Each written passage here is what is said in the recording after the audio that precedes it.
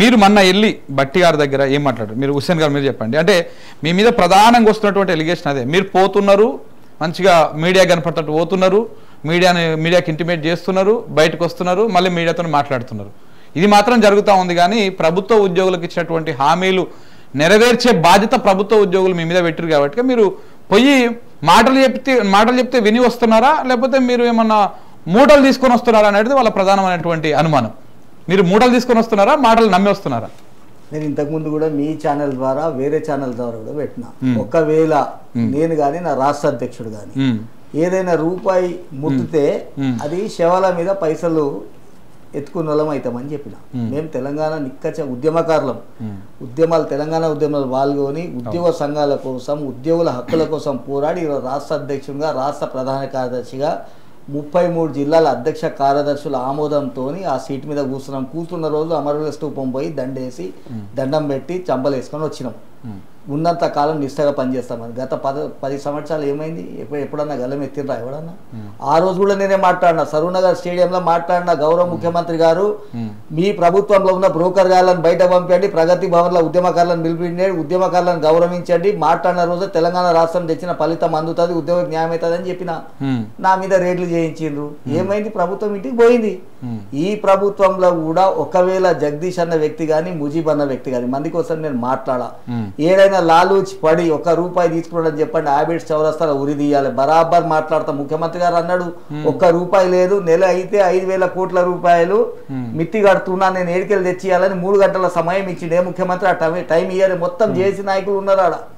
ఇంకోటి, మొన్న ఉప ముఖ్యమంత్రి గారు పిలిపించిన మాట కూడా నేనైతే లేను, వ్యక్తిగత కార్యకలాపాలను బయట ఉన్నా, అయినప్పటికీ కూడా ఆడ ఇక్కడే ఒక ప్రశ్న వస్తుందండి హుస్సేన్ గారు. ఏంటంటే చెప్పండి, ప్రభుత్వ ఉద్యోగులు కొంతమంది కామెంట్లు చేస్తూ ఉంటారు, కొంతమంది చేస్తూ ఉంటారు. గతంలో కేసీఆర్ కు సంబంధించినటువంటి గవర్నమెంట్ ఉన్నప్పుడు, మీ డిమాండ్ల గురించి రకరకాల మీడియా ప్లాట్ఫామ్లలో లేకపోతే ప్రజావేదికల మీద ఇట్లా మస్తుగా మాట్లాడేటోళ్ళు ఇప్పుడేమో పోతున్నారు, మంత్రి గారి దగ్గర పోతున్నారు, కూర్చుంటున్నారు, మాట్లాడుతున్నారు, సైలెంట్గా వచ్చేస్తున్నారు, ఏదో మళ్ళీ బస్సు యాత్ర అంటున్నారు, ఇది అంటున్నారు, మళ్ళీ మ్యూట్ అయిపోతున్నారు అనేది మేము వస్తున్నటువంటి ప్రధానంగా. సార్ ఒకటే, మనము కేసీఆర్ మీద కొట్లాడినట్టు రేవంత్ రెడ్డి మీద కొట్లాడతలేరు అనేది వాళ్ళ అనుమానం. ఇప్పుడు కేసీఆర్ మీద ఎవడు కొట్లాడలే, ఎందుకు కొట్లాడు? ఇంకో విషయం కూడా మీకు మరి మా ఉద్యోగులకు కూడా తెలవాలి. ఎన్నడైతే తెలంగాణ రాష్ట్రం June 1 వచ్చిందో 2014లో వచ్చిన జూలై 15, జూలై 20 లోపలనే మాకు రికగ్నేషన్ క్యాన్సిల్ అయిపోయింది.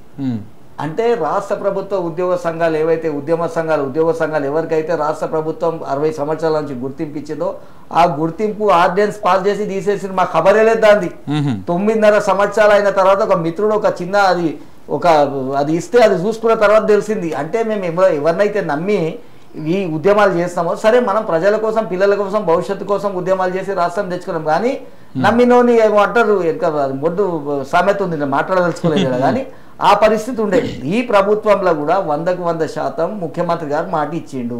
వారి మాటను గౌరవించి ఆయన ఏది కేబినెట్ సబ్ కమిటీ వేసిండు. కేబినెట్ సబ్ కమిటీలో మంత్రులు మేము తేల్స్తామని చెప్పిండు. వాస్తవానికి 6 నెలల వరకు పట్టించుకుంటే ఒట్టు, ఏ మాటకా మాట మాట్లాడుకుందాం. ఇప్పుడు కుల్ల అడగండి, నేను అన్ని చెప్పేస్తా. నాకు ఏం ఎవరితో లాలించలేదు. నాకు ఒకటే విషయం, 6 నెలలు వాళ్ళు మాట్లాడలేదు కాబట్టి ముఖ్యమంత్రి గారు నేను ₹1 అన్నప్పుడు మా రాష్ట్ర అధ్యక్షుడు ఆగ్రహం వ్యక్తం చేసినాక, ఉద్యోగ సంఘాలు ఆగ్రహం వ్యక్తం చేసినాక ఆఫీసర్స్ కమిటీ చేస్తే నవీన్ మిట్టల్ గారు అద్భుతంగా పనిచేసి ఇగో ఆఫ్ ద రికార్డ్ చెప్పిండు, మీవి 14-15 సమస్యలు పరిష్కారానికి వచ్చినాయి అబ్బా అన్నాడు. మేము ఇద్దరమే పోయినాం ఆ రోజు. ఇట్లా చెప్తున్నాం. తర్వాత శ్రీనివాసరావు గారు 15 సమస్యలు చెప్తా అది గిట్ట చెప్పిండు ఆయన. చెప్పిన తర్వాత ఇక మేము నమ్మినాం. ఇక ఈ వారంకి వస్తారు, ఆ వారం అదే అయినాక కూడా 2 నెలల వరకు కూడా మేము మంత్రుల దగ్గర పోతే ఒక మంత్రి అయితే గుర్తుపడతారు మమ్మల్ని. ఒక ఆయనేమో నేను జర బిజీ ఉన్నాను, షూట్ ఏమంటారు సూట్ వేసుకున్నాను, లోపల పిలిపించారు, రాష్ట్రం చేసి ఇచ్చారు, బయట కూర్చున్నాడు. 2.5 hours కూర్చున్నాం. ఏ మాట మాట మాట్లాడుకుందాం. ఇక సవాల్ అయితే సవాలే. రానియలే లోపల. రానియకుంటే నేనే చెప్పిన, అన్నయ్య నథింగ్ డూయింగ్, బరాబర్ బస్ యాత్ర పెట్టవలసిందే, ఉద్యమ కార్యాచరణ ఇవ్వవలసిందే అంటే జేఏసీ సంఘాలను పిలిపించుకొని ఉద్యమ కార్యాచరణ ఇచ్చినాం. ఎందుకు ఇచ్చినాం అంటే ఒప్పుకునేవి కూడా బయట పెట్టలేదని. దాని తర్వాత చీఫ్ సెక్రటరీ గారికి నోటీస్ ఇచ్చినాం, రిప్రజెంటేషన్ ఇచ్చినాం. అంతా జేఏసీ పోయి ఈ 15 సంవత్సరాలు 14 సంవత్సరాలు ఒప్పుకున్నారు, అయినప్పటికీ మమ్మల్ని గౌరవించలేదు, మమ్మల్ని ఎవరు పట్టించుకుంటలేడు. ఇక చూసుకుందాం సార్, జనసేన చేస్తున్నాం. ఇగో 15 ఆగస్టు వరకు తేల్చాలి సమస్యలను వచ్చినాం. 15 ఆగస్టు వరకు కూడా తేల్చాలి. తేల్చకపోగా మళ్ళీ సాఫ్ట్ కార్నర్ తోని, వాస్తవం సాఫ్ట్ కార్నర్ తోనే 2 రోజులు టైం ఇచ్చినాం. మానవత దృక్పథం ఇచ్చి ఇదే చేసి ప్రభుత్వం మీద మీకు బాగుంది, ఎక్కువ ఉంది ఆ సాఫ్ట్ కార్నర్, ఎందుకు ఎక్కువ తిట్టారు, అదేం లేదు, ఎక్కువ తక్కువ ఏం లేదు, మాకు ఉద్యోగులకు పని కావాలి. మేము ఏమంటున్నాం, మేము మానవతా దృక్పథం ఇచ్చినాం, బరాబర్ ఇచ్చినాక మళ్ళీ ఇదే రాష్ట్ర జేఏసీ చైర్మన్ గారు మీటింగ్ టీఎన్జిఓ భవన్లో మీటింగ్ పెడితే మొత్తం 206 సంఘాలకు 196 సంఘాలు వచ్చి సంతకాలు పెట్టి ఆ రోజు ఉద్యమ కార్యాచరణ తీర్మానం చేస్తాం. ఆ రోజు మాట్లాడిన తర్వాత ప్రభుత్వానికి మీ ద్వారా, మరి ముఖ్యంగా మీ ఛానల్ ద్వారా, నేను ముఖస్థుతికి మాట్లాడతలేను, 40,000 మంది చూస్తున్నారు మీరు మాట్లాడుతుంటే. భరత్ భాయ్ జీటీవీలో ఆయన గిట్ట 28,000 మంది చూసిర్రు, ఆయన గిట్ట చాలా ప్రశ్నలు అడిగి బరాబర్ చెప్తానే ఉన్నా నేను. అయితే నాకు గిట్ట బెదిరింపులు గిట్ట వచ్చినాయి, నేనన్నా మీతో చాతనేం చేసుకొని రా పోయింది, నాకు ఇప్పుడు 53 సంవత్సరాలు, మా బతుకుతే 15 సంవత్సరాలు భగవంతుని అనుగ్రహం ఉంటుంది, లేకుంటే చిట్టులు వేస్తుంది. చరిత్రకారులుగానే బతుకుతాం. మేము చచ్చిపోయినప్పుడు తెలంగాణ ఎన్జిఓల జెండా మా భౌతిక గాయం పైన ఉండాలి, మా ఆలోచన. మేము ఆ మాట చెప్పిన తర్వాత ప్రభుత్వం చర్చలకు పిలిపించి మీరు ఇచ్చిన ఫలానా చీఫ్ సెక్రటరీ గారికి ఇచ్చిన నోటీస్ ఇది, ఇగో ఇందులో ఇవి ఒప్పుకుంటున్నామని రాతపూర్వకంగా 14 ఇచ్చిందన్న, మాకు 14 సమస్యల పరిష్కారం చేస్తున్నామని సైన్ పెట్టి అది ఇచ్చిండు. అది నమ్మిన తర్వాత ఈ ప్రోగ్రామ్ ని పోస్ట్పోన్ చేయడం జరిగింది, క్యాన్సిల్ చేయలే. అయితే దాంట్లో కూడా మీరు అన్నట్లు మెడికల్ హెల్త్ కార్డు కోసం గత ప్రభుత్వాలు, సరే పోయి ప్రభుత్వాలకు ఒక విధానం ఉంటుంది, 100 కోట్ల రూపాయలు బాకీ ఉన్నారట, హాస్పిటల్ వాళ్ళు ఎవడో ఒప్పుకోలే, వీళ్ళు చెప్తలేరు బయట బేజత్ అవుతామని. ఈ అపోలో హాస్పిటల్, కేర్ హాస్పిటల్, ఆ హాస్పిటల్, ఈ హాస్పిటల్కి అడ్డగోలుగా పైసలు బాకీ ఉన్నాయి, ప్రభుత్వాలు ఇస్తలేరు. వాళ్ళు ప్రభుత్వ ఉద్యోగులు అంటే మేము వైద్యం చేయమని చెప్తున్నారు, అది వాస్తవం. మేము గిట్ట కాంట్రిబ్యూషన్ ఇస్తామని ఒప్పుకున్నాం, 500-1000 రూపాయలు కూడా ఇవ్వడానికి సిద్ధంగా ఉన్నాం.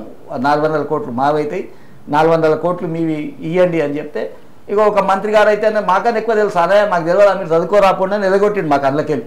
ఇక కోపం వచ్చి ఇవన్నీ తీసిన తర్వాత ఇక వద్దిగా బాగుండదు కానీ ఇక నేను బరాబర్ చెప్తా, ఆ టైంలో వస్తే చెప్తా. అయితే అట్లా కాదని చెప్పి ఇప్పుడు ఒప్పుకొని రేపు సోమవారం రోజు చీఫ్ సెక్రటరీ గారి అధ్యక్షతన హెల్త్ కార్డు మీద మీటింగ్ పెట్టిండ్రు.